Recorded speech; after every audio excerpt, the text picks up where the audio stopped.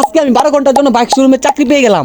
একটি বাইক শোরুমে 12 ঘন্টায় আমি কত টাকা সেল করতে পারি সেটাই থাকছে আজকের এই ভিডিওতে। একটা বাইক সেল করতে পারলে পাবো 500 টাকা, আর সারাদিনে কয়টা বাইক সেল করি সেটাই দেখার পালা। আমাদের লোকেশনটা হচ্ছে ময়মনসিংহ রেলিমুর এসকে হাসপাতালের অপোজিটে নিলয় মোটরসের শোরুম। আজকে আমি বাইক সেল করা থেকে শুরু করে গাড়ির পাস লাগানো, গাড়ির সার্ভিস করা, গাড়িতে ধুলাই করা, পাবলিক প্লেসে যা লিফলেট বিতরণ করা, 70টা নাম্বার থেকে ইনকোয়ারি করে কাস্টমার ম্যানেজ করা। হাই, আমি আছি রায়হান। আজকে নিলয় মোটরসের শোরুমে লাড়া দেবো চিনি সারা। চলেন বেশি কথা না বাড়িয়ে ভিডিও শুরু করি। সালাম আলাইকুম। তো গতকাল শোরুমে আসলাম, তারা দেখি আমাকে চিনে ফেলছে। চলেন ভিতরে যাই, তারা কিভাবে আমাকে সবকিছু বুঝিয়ে দেয়। আসসালামু আলাইকুম ভাই। ওয়ালাইকুম সালাম। তারা আমাকে সবকিছু বুঝিয়ে দিয়েছে আর কিভাবে কি করতে হবে। শোরুমে বসে থাকা অনেক প্যারা, 1 ঘন্টা পরে একটা কাস্টমারের দেখা পেলাম। বাইরে কি এক্সট্রিম দেখতে আসছিলেন নাকি? গাড়ি কালার কোনটা পছন্দ আপনার? আমার তো সবগুলাই পছন্দ। না, ব্ল্যাকটা সবচেয়ে বেশি পছন্দ। ব্ল্যাক। তো কাস্টমারের সাথে অনেকক্ষণ কথা বলে একটা বাইক সেল করতে পারলাম। ফাইনালি একটা বাইক সেল করতে পারলাম 1 ঘন্টা পরে। এই বাইকটা অনেক জনপ্রিয় আর এই বাইকটা মানুষ বেশি করে পছন্দ করতেছে।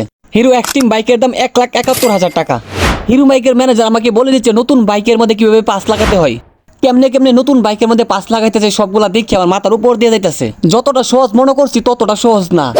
সবারই একটা স্বপ্ন থাকে নিজের একটা বাইক হবে। সেই স্বপ্নটা একমাত্র হিরো মোটরসাইকেলই করতে পারতেছে। সর্বনিম্ন 30,000 টাকা জমা দিয়ে সর্বোচ্চ 24 মাসের কিস্তিতে বাইক নিতে পারবেন।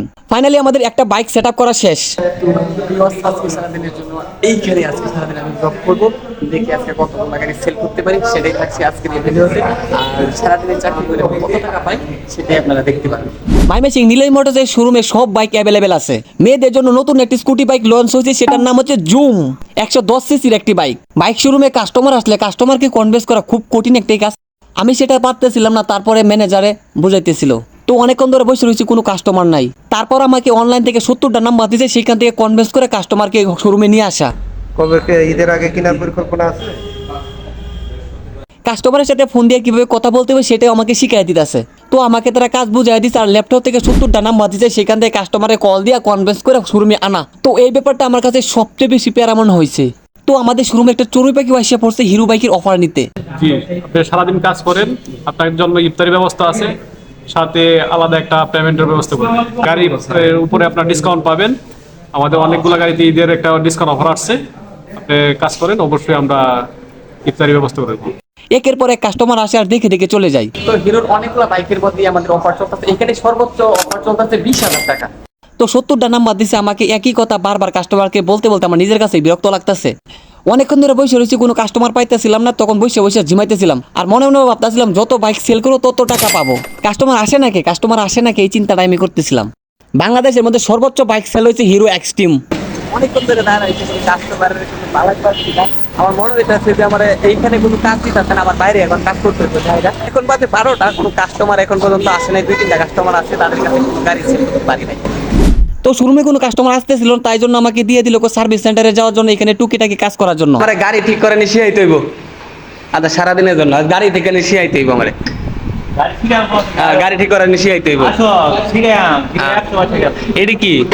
এটা তো হলো লাড়ালাপা। লারে লাপ্পা। তো আরেকটা মেন সমস্যা হচ্ছে আমার কোনো ক্যামেরাম্যান নাই, অনেক কিছু আপনাদের কাছ থেকে স্কিপ করা হইতাছে। হিরো সার্ভিস সেন্টারের পরিবেশটা অনেক সুন্দর, এখানে যারা আছে সবাই অনেক ভালো। তো বাইক শোরুমে একদিনের জন্য চাকরি পেয়ে আমার অনেক কিছু অভিজ্ঞতা হলো। জসিমের মতো একটা ঠেলা গাড়ি থেকে শুরু করে আমি হাইয়েস্ট প্রাইভেট কার, বিমান সবকিছু চালাতে পারতাছি। তো সার্ভিস সেন্টারে এসে আমি কোনো কাজ পাইতেছিলাম না, তারপর গাড়ি ধুলাই করতে শুরু করে দিছি। আসসালামু আলাইকুম ভাই, ভালো আছেন? কোনো কাজই সহজ নয়, যে যেই কাজ পারে তার জন্য ওই কাজই সহজ। ফাইনালি আবার 1 ঘন্টা পরে একটা কাস্টমার আসছে এক্সট্রিম বাইক দেখার জন্য। আমরা অনেকে বলতেছে বা স্টার্ট বন্ধটা আসলে বিষয় হলো কি জানে, আরপিএমের সাথে অ্যাডজাস্ট করে নিতে হয়। যারা বুঝবে ওদের জন্য সমস্যা হয়। ফাইনালি আরেকটা হিরো এক্সট্রিম বাইক বিক্রি করতে পারলাম। এই পর্যন্ত 2টা বাইক সেল করতে পারলাম। আমার কমিশন হচ্ছে 1,000 টাকা। তো টাকা করতে আমার খুব ভালো লাগে। টাকায় আপন, টাকায় পর। টাকায় মানুষের কাছে টানে, আবার টাকায় মানুষকে দূরে ঠেলে দেয়। কবে যে একদিন অনেক টাকার মালিক হব।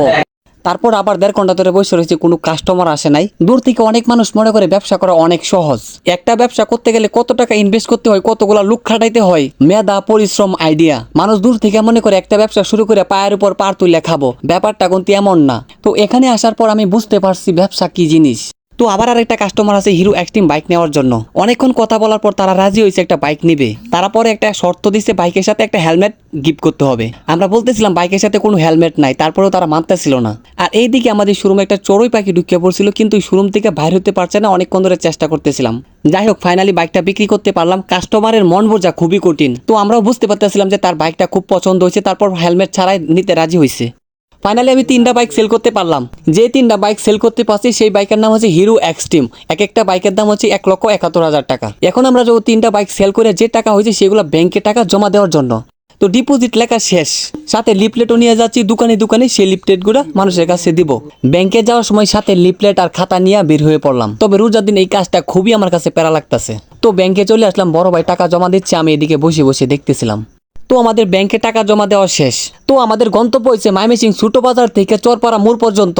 যতগুলা বড় বড় দোকান আছে তাদেরকে লিফলেট দিতে হবে আর তাদের সাথে কথা বলতে হবে। তাদের সাথে কথা বলে নাম্বারও নিয়ে আসতে হবে। আমাদের টার্গেট দিচ্ছে 50টা নাম্বার নিয়ে আসতে হবে। এখন আমরা আছি ময়মনসিংহ দুর্গাবাড়ি রোডে।